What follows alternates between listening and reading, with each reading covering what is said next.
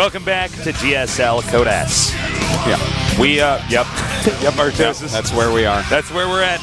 All right, so close matches there. Every single game, actually. Naniwa just couldn't do it. Hart ekes out the win. You know, that was definitely a frustrating loss for Nanawa. Only our second no GG that we've had at GSL. Oh, he didn't type GG? The last game, no GG. Yeah. Oh, I didn't even notice, actually. But, you know, this happens, man. Like, you train all week, and then all your best-laid plans go to hell. Like, you knew what was coming. You don't did even a great get to use counter. him. Yeah. It's a He's frustrating not thing. You have to deal with his strats first. That's right. But yeah, here we are. Nanawan's going to have to climb up out of that losers match. We'll see if he can, but he's going to be facing someone. You know what? I don't know if it's going to be harder for him than Hart, because when we watch Nanawa lose, a lot of times it's just a cheese. Like, remember when he lost to MVP? Yeah, it was just all cheese. Not really the DRG games, though. The DRG games, that was just like DRG's a badass. But you give Nanawa like a strong, regular player, and he does better, I feel. So I wouldn't count Nanawa out yet, guys. Still has a chance, but these two badasses, I can't wait for this. This is going to be crazy, dude, man. Squirtle, probably my favorite Protoss in the world. I think probably the smartest Protoss in the world, and he's going up against Sniper. This guy is like mini DRG. His play looks more and more like a world-class Zerg, and he's in Code S. I'm so excited to see how he'll do here today. Yeah, we saw him more in the team league. Yeah. Back in the day, but now he's up here. Where he was used as a sniper. Indeed. But I think this is actually pretty tough for Squirtle. I think Squirtle's super smart. It'll be tough. Squirtle's one of these more honest players. He says, look, I have good strats. I can plan well. I think my economics is good. I don't have good control. Yeah, you said that openly. And here's the thing. He does have good control, but it's like probably the weakest of his attributes, and it could be the weaker end of our Code S players, I think he's... he overcompensates, though, very well. Yeah, he's a strategical player.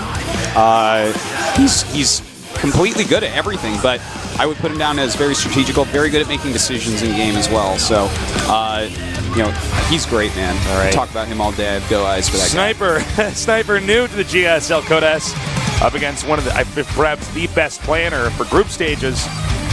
Let's see who wins. Taste with me, Zertosis. And this, again, is the GSL.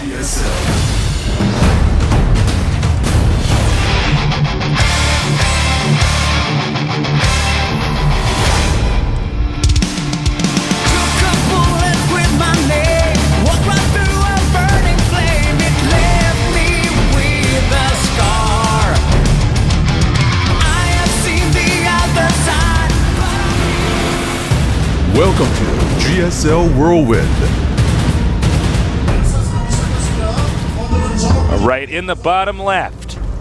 Eager to get deep into GSL Code S, but in a very, very difficult group. In the most difficult GSL Code S we've ever had is our Zerg player. He is MVP Sniper.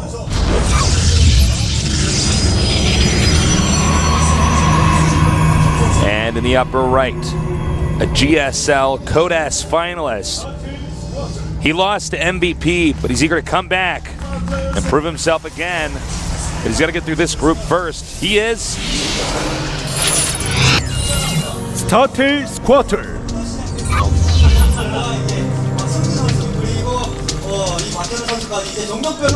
Okay, Whirlwind, and you know, this looks like, I think he's going to do like Nanawa style expand, probably just a fast expansion off of a gateway. Now it could be something like a 4-gate or something like that. You know, that's something to catch someone off guard. This is a gigantic map, a hard map to play PvZ in, especially these positions. Yeah. So I like that he's opening up a little bit differently and not just like a forge fast expand. Because if you go forge fast expand here, you're almost forced into taking a third base, which plays into a lot of Zerg's hands. Yeah, you know, when you go forward fast expand, you're actually giving Zerg way too much freedom because you're already so far apart and you have static defense. Mm-hmm. Exactly, and the static defense is not something you're going to care about on this map, really. Like, maybe late game, but, you know, Zerg wants to go 3 base and then 4 base when he sees you take your third, you know, and Squirtle doesn't want to do that. So Squirtle's going to take some control in this game. This is the most Zerg map that we have. I could go with that. Could you agree with that? I could agree with that. I would just say that If I was Zerg, I'm always going to pick this map. Well, it's so funny big. because for the way the draw is, actually, it's almost. This is going to sound weird, but if I was a Sniper, I wouldn't have wanted this to be the first map I was given because I don't want to have this as one of the maps I can pick when I'm in doubt if I'm going to win. I disagree with that. Tell me why. I would like it to start here because then you get to play your best map and your second best map, no matter what. Whereas if you have to pick this map, actually, that's a good way to put it. Yeah. Okay, Artosis. All right, I win this round. You win this round. you got away. I go to the round of 16 of GSL. I got to go down to the losers bracket match right now. Yeah. Okay. So here we are. He's scouted. Sniper actually got him off the creep. So Squirtle, he got to see there was no gas. He did get that far back with that probe. So all's good. Looks like he is just going to do the one Stalker expansion. Now, what will he go after this? We've seen one Stalker expansions before in PvZ. For instance, Seed does this a lot into Stargate tech, which is pretty cool because you get the Stargate tech up really quick. Zerg isn't used to that so much. Oh, look at that! Nice block there. Really nice now, usage. He only lost shield, so it's not too bad. But yeah. But that was like a beautiful move. He didn't quite get it off. If you surround it just right with 4, then you're going to do a lot of damage to that Stalker. But I like that, man. I love seeing people actually use the tall grass for things like that. It's so smart. Oh, careful. Yeah. If he loses that, it's pretty big. Mm-hmm. He's going to have to go home. I'm surprised how brave Sniper has been here to just simply not go speed. Because if you don't go speed, and he doesn't make a Nexus and just goes like 3-gate Stalker or a 4-gate or something like that, 100% your third isn't going to live. Now, and they can probably kill you most of the time. So, very brave move here, just to use slow lanes. And so, while we're watching Stalker get chased away, we got to point out that Zergs really are not actually used to these kind of builds yet. Yeah. You have to imagine how long Forge builds have been going on, and just how comfortable.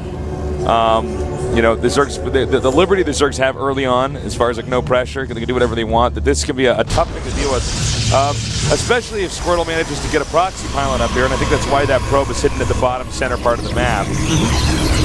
All right, so we have a 4th and 5th gate coming up. So, 1-gate expansion into 5 gates. This is something that Nanowash showed us against DRG back last season in the round of 8, and it's strong, man. In fact, he used it on this map, but oh my god, the Zerglings just found the pylon.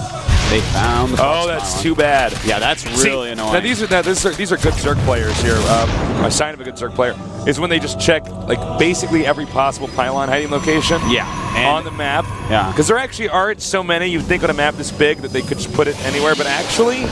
Yeah, you're completely right. You can spread where are you actually going to hide that? It's pretty difficult. Yeah. Mostly because this map is so open. There's not a lot of out-of-the-way spots. And now he's going to be fighting against someone... The Link speed is almost done. If it was done right now, I'd be like, well, this isn't going to work. But he's still got a little time to get across this map. He's got his probe with him. He's got to be careful, though, man, because this is giving Sniper a lot of time. I mean, where's his warp-ins? He hasn't made a pylon yet. In a way, I'm kind of surprised that he's even still attacking. I don't know if this is going to work. Yeah, it's so much slower than what he wanted. I guess he's got to do it, but I feel like Sniper should be fine. We'll see, though. A lot of this will come down to chopping up units with force fields. Yep. Now, he will probably try to intercept reinforcements here. Yeah, he's going to have to buy some time here. We actually are going to have, like, a big flank here as well. But Squirtle has a lot of units, and he has good sentry energy so far. All right. Nice force fields here, isolating some of those roaches in the back. No Protoss units 9 just yet. Reinforcements trying to be intercepted. First Stalker does go down. Roaches now being taken out. And what an awkward timing here for Sniper, but he does have those 2 spines, and those 2 spines are a huge part of his defense he pulled Chrono Boost here on those gateways. So he is going to have a pretty big boost. The Guardian Shield now comes down here. And we still have some energy over force fields. Does take out one of those spines. The other spine will fall pretty quick because of the Zealots. 2 Stalkers here that are almost dead that haven't been killed off. They're actually doing a lot of damage here. And actually, wow, you know what? I think he's going to get this base easily. Yeah. Sniper losing this base is a huge deal in this game. And in fact, it looks like I don't think he can possibly hold this. He's barely producing at this point, making 18 lings and 2 roaches, but those are going to be too late. Like, this is, I think this is basically the beginning of the end here. I mean, if Zerg loses his third base to a timing like this, normally because Zerg really just cannot lose this, they have to invest so much in defending it. If that fails, then I mean, where do you go? You know? Yeah. All right, so killing that base off, and not just that base, but all his units as well. Like, if you kill the third and they save their units, it's still a game, but right now, it's really in Squirtle's favor. The thing is, if he loses this army, he's still going to be in a bad spot. He's just now starting his Twilight Council. Exactly, doesn't have much attack here. All right, he's continuing to push forward here. Now, those spine crawlers aren't done, or this might be a different story. More Linksmen here from those eggs that were put down there at the third base that were not taken out. Nice micro there, pulling back the two weaker stalkers. Road to snipe one, then back up, and I think the Bat Lady already sang, sorry, spine crawlers, like, it's just too late for you. Now he's trying to make a few more lings. He's surrounding with drones, but as the Zealots walk in, it becomes more and more difficult to do anything. All you have to do is have the right Zealot stalker balance. You see lings make Zealots, you see roaches make stalkers, and basically... we might even see a force field coming up here that Sentry has regained a lot of its energy. He may block the ramp here as he kind of isolates the second base. Just a few units left here for Sniper. He's down by 12 supply, and there you go. He does go ahead and do that. The drone's going into fight mode once again, but Squirtle just has way too many stalkers here. And, the Queen not coming down here to defend. You know, he just barely might be able to push it back. I think there just is too much here for the Protoss, GG. Well, all right. That was a really well-executed maneuver from Squirtle, despite losing that pylon. And, excuse me, what I have to say was done wrong there is Sniper, I feel like he should have gotten a lot quicker speed. When you see that they're going gateway expand, you have to get speed really quickly. If you see a gateway at all instead of a forge, they can tool you over. You know, he could have done like 3-gate stalker pressure into expand, or he could have done a 4-gate all-in or something, or he could have done what he just did there. And if you have really quick speed, you make them burn a lot of force fields, you stall them coming across the map, you get the pylons a lot easier, but his speed didn't finish so that Squirtle was already on the other side of the map. So there was no time to have him burn anything, to waste any time, because he was already where he wanted to fight. So I feel like Sniper he was too brave there. If Squirtle was going for tech, Sniper gets a small edge. Well, if Squirtle's going for what he went for, then Sniper might die, and that time he did. Yeah, you know, I think he was just too comfortable on that map. Even as we were saying, as Squirtle was moving out, we're like, well, this probably won't work because he didn't get the pylon, but he was just too comfortable. Yeah, and Squirtle also had some really good force fields there.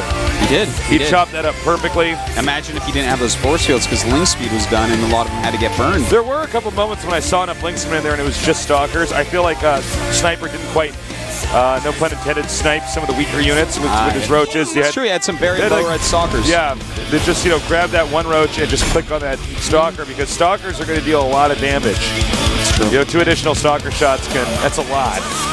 Well, next map going to be Daybreak. Good map here to see what Sniper can do. I don't think that this is a map that Squirtle's going to do a build like that on.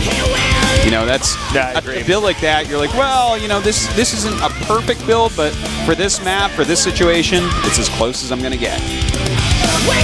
Daybreak, though, on the other hand, this is definitely a map that Squirtle can play a more macro-oriented game if he wants. Or, he could still do a 2-base, but, there's a lot of very sharp 2-base builds that Squirtle has in his repertoire that he could use. Yeah, he absolutely could. Well, we'll see. Squirtle's the master of preparation. Going up against Sniper, first time in GSL Code S. Let's do this.